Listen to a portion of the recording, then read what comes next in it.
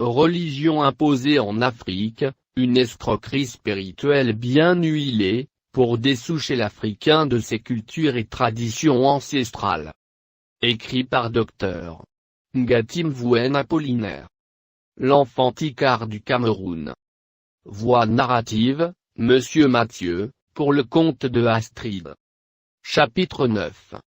Le business des faux pasteurs des religions imposées en Afrique. Les faux pasteurs défraient régulièrement l'actualité en Afrique. Leurs prescriptions suivies trop religieusement par les fidèles frisent l'aliénation. En Afrique du Sud, le pasteur Alfluco a prétendu avoir ressuscité un jeune homme, Brighton Moyo, 3 jours après sa mort. La fausse résurrection a été mimée le dimanche 24 février 2019. Le poteau rose découvert, le pasteur s'est excusé. Toutefois, les dérives récurrentes des faux pasteurs continuent d'engendrer des conséquences dramatiques. Est-ce un manque de scrupules de la part de quelques individus, ou existe-t-il un fertilisant favorable? L'émergence du business de la religion. La religion occupe une place importante dans la vie des communautés africaines depuis longtemps. Cet attachement à la religion confère un rôle majeur aux intermédiaires entre Dieu et les hommes. En effet, aujourd'hui, beaucoup de personnes s'attribuent ce titre d'intermédiaire, renommé pasteur dans le christianisme protestant, pour se faire de l'argent. Dans le christianisme protestant, toute personne peut créer son église et la gérer de façon indépendante, contrairement aux catholiques, où le prêtre suit une formation au séminaire avant d'être affecté dans une église ou une paroisse, après son ordination. Les prêtres obéissent et rendent compte à leur supérieur hiérarchique, l'évêque qui peut, en cas de manquement, les sanctionner. Dans un pays, les évêques forment une conférence épiscopale, qui veille au respect des normes religieuses. Tous les évêques sont sous l'autorité du pape. L'existence d'une chaîne hiérarchique permet le contrôle et la sanction des contrevenants.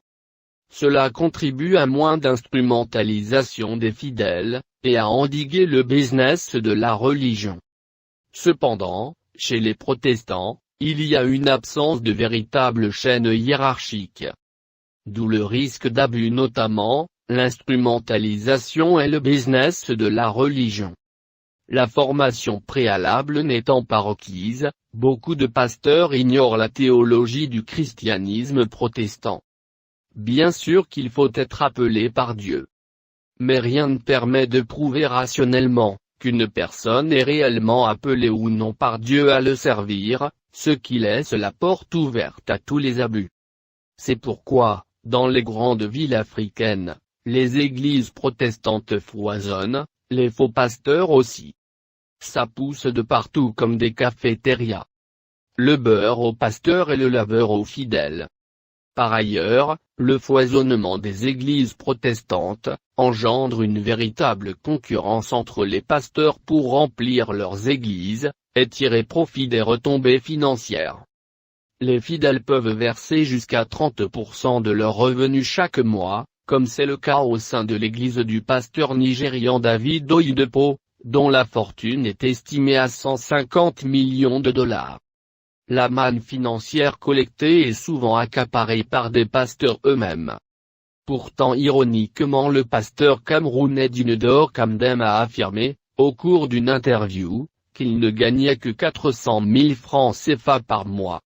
En février 2018, le média afro-américain Emto a révélé que le pasteur sud-africain, Alfluco, était le pasteur le plus riche du monde avec une fortune nette de 1 milliard de dollars. Son église a plusieurs milliers de fidèles en Afrique du Sud, Congo, Zambie, RDC, Namibie, Angola, Europe et Amérique du Sud. Il posséderait un jet privé, des voitures de luxe dont Rolls-Royce, Range Rover, Bentley, Mercedes-Benz. Dans cette concurrence, une promotion excessive de l'intermédiation du pasteur entre Dieu et les fidèles constitue leur fonds de commerce. Étant celui qui présente les besoins des fidèles à Dieu, il ne doit manquer de rien. Cette ouverture permet aux pasteurs de s'enrichir par tous les moyens. Pour conserver leur cagnotte, ils doivent être plus ingénieux que la concurrence, et le meilleur moyen pour y parvenir demeure les miracles. Certains vont vers les féticheurs, marabouts et autres devins afin d'avoir des pouvoirs pour singer des miracles.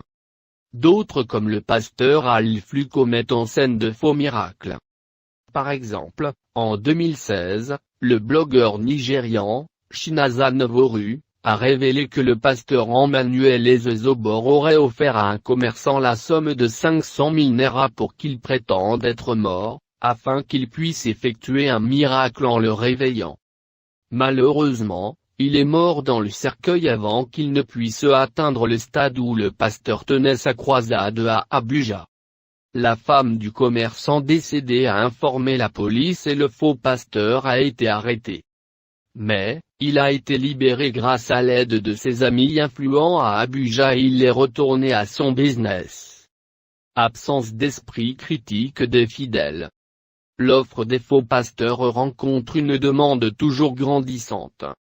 Ainsi, l'extrême pauvreté, le chômage et les vicissitudes de la vie poussent plusieurs Africains à rechercher des solutions miraculeuses.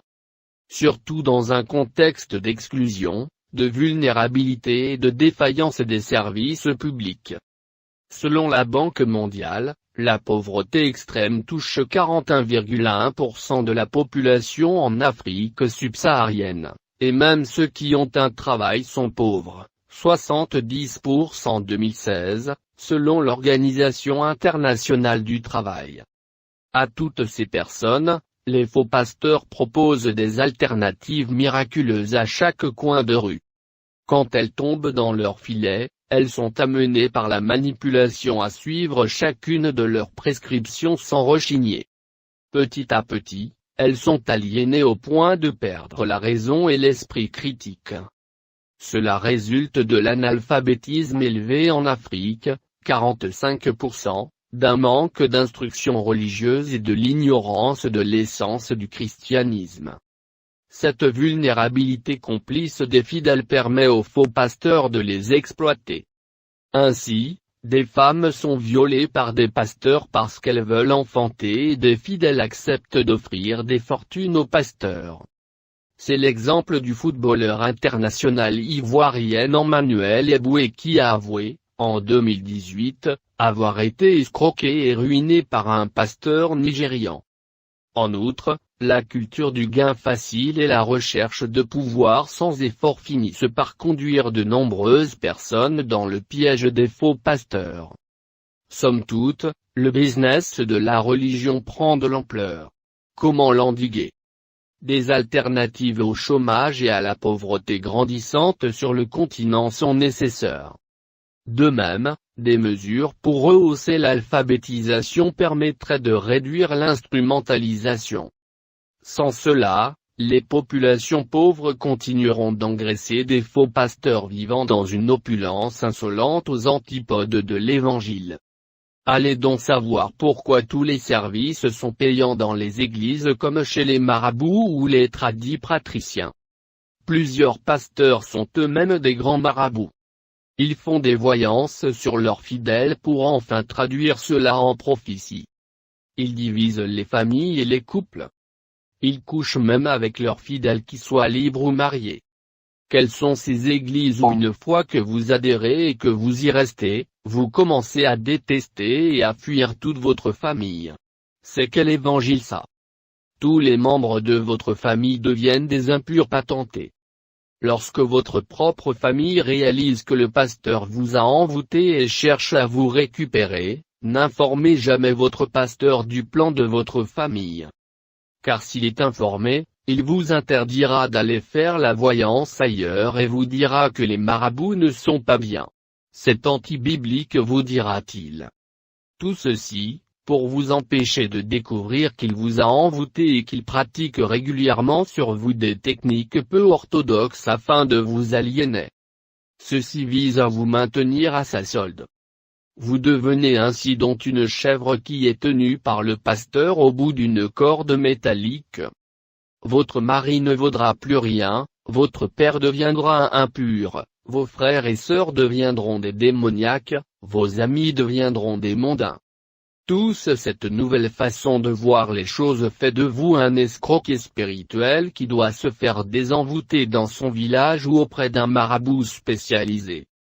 Ces pasteurs insultent les marabouts et pourtant ils les visitent dans la nuit pour demander des potions magiques pour attirer les gens dans leurs églises.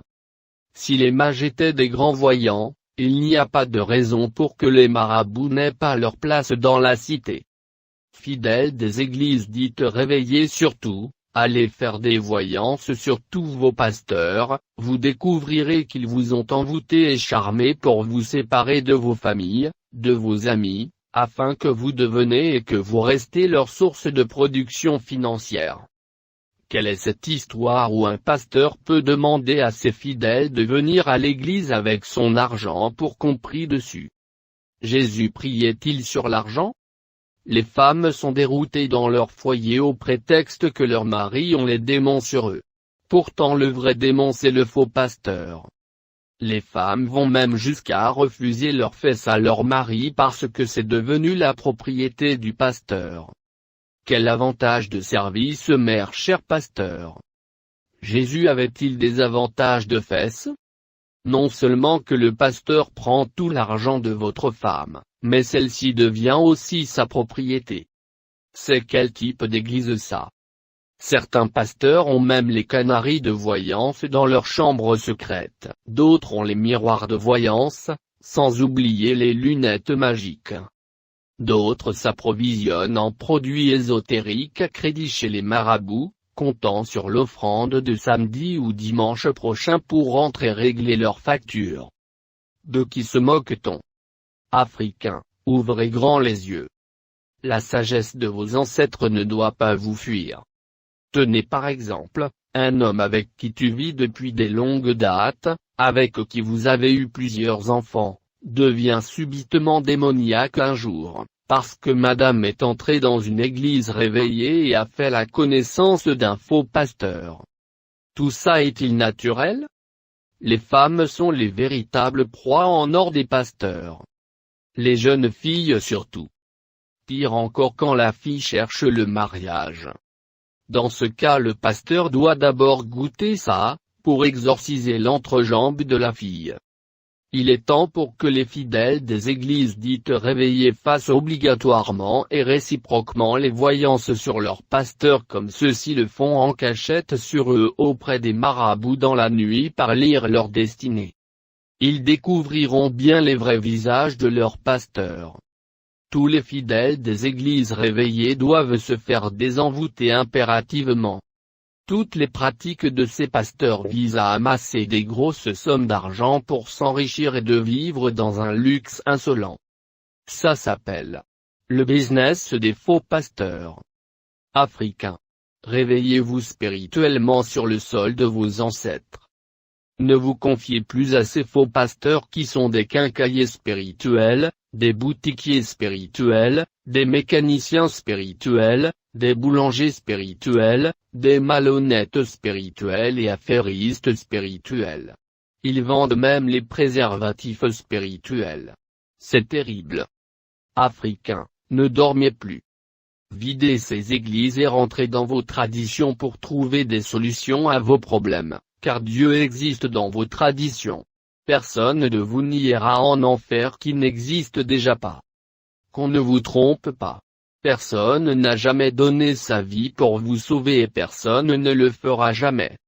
Reconnectez-vous à vos ancêtres et à votre spiritualité traditionnelle comme les Bamileke, les Pygmées, les Chinois, les Amérindiens, les Aborigènes et même les Indiens. Vos prières ne traversent pas le plafond. Le mal est constamment autour de vous et dans votre pays. Pourquoi? L'escroquerie spirituelle est dépassée. Redevenez africains et fiers de l'être. Il n'y a aucune honte à cela.